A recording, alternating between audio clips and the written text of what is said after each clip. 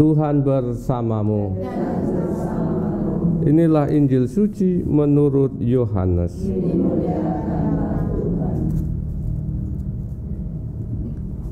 Sekali peristiwa, Yesus bersama murid-muridnya pergi ke tanah Yudea, dan ia diam di sana bersama-sama mereka dan membaptis.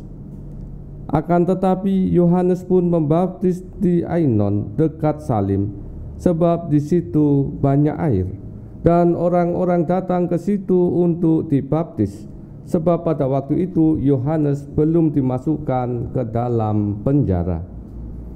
Maka timbullah perselisihan di antara murid-murid Yohanes dengan seorang Yahudi tentang penyucian. Lalu mereka datang kepada Yohanes dan berkata kepadanya, "Rabi, orang yang bersama dengan engkau di seberang sungai Yordan, dan yang tentang dia engkau telah memberi kesaksian, dia membaptis juga, dan semua orang pergi kepadanya." Jawab Yohanes, "Tidak ada seorang pun yang dapat mengambil sesuatu bagi dirinya kalau tidak dikaruniakan kepadanya dari surga. Kamu sendiri dapat memberi kesaksian bahwa aku telah berkata, aku bukan Mesias, tetapi aku diutus untuk mendahuluinya. Yang empunya mempelai perempuan ialah mempelai laki-laki, tetapi sahabat mempelai yang berdiri dekat dia dan mendengarkannya sangat bersukacita mendengar suara mempelai laki-laki itu. Itulah sukacitaku, dan sekarang sukacitaku itu penuh. Ia harus makin besar, tetapi aku harus makin kecil." Demikianlah sabda Tuhan.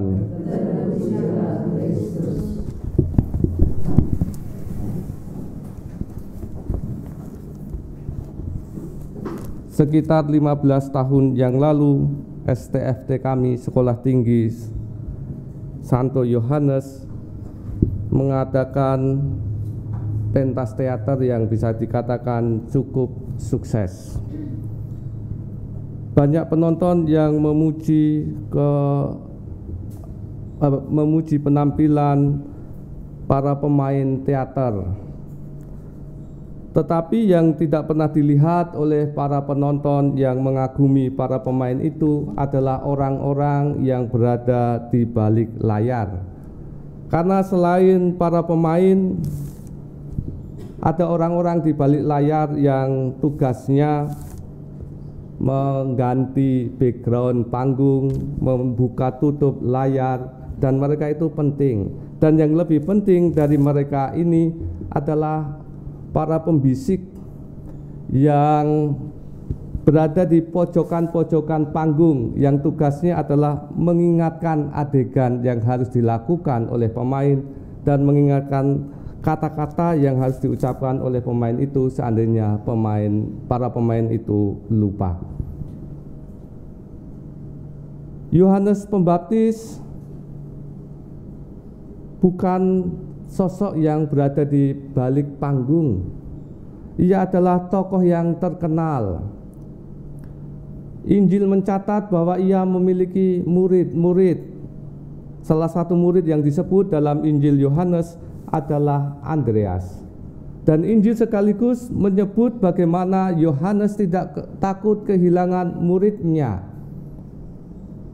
dan bahkan memperkenalkan kepada muridnya siapa itu Yesus. Inilah anak domba Allah. Dan hari ini Yohanes mengungkapkan bagaimana ia harus menjadi kecil di hadapan Sang Mesias. Ia harus makin besar, tetapi aku harus makin kecil. Demikianlah kata Yohanes berhadapan dengan Mesias yang dinanti-nantikan oleh bangsa Israel. Serikat Yesus para Yesuit memiliki semboyan AMDG, Ad Maiorem Dei Gloriam, semuanya demi kemuliaan Tuhan. Dalam doa Bapa kami kita mendoakan dimuliakanlah nama-Mu, datangkanlah kerajaan-Mu.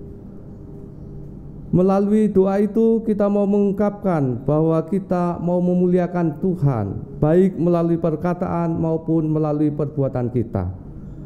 Dan Yohanes Pembaptis dalam bacaan Injil hari ini menjadi teladan bagi kita, bagaimana kita harus mencari kemuliaan Tuhan dalam hidup kita dan bukan pujian dalam hidup kita.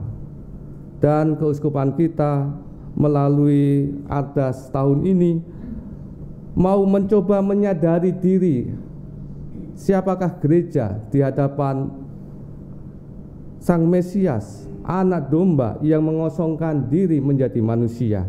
Sebagaimana anak domba yang mengosongkan diri Yesus Kristus Tuhan kita, maka kita pun diundang bersama untuk mengosongkan diri kita, menciptakan keadilan, membangun cinta kasih dalam kehidupan bersama kita, dan semuanya adalah demi kemuliaan Tuhan dan bukan mencari popularitas pribadi kelompok kita ataupun pribadi kita masing-masing. Tuhan memberkati kita semua.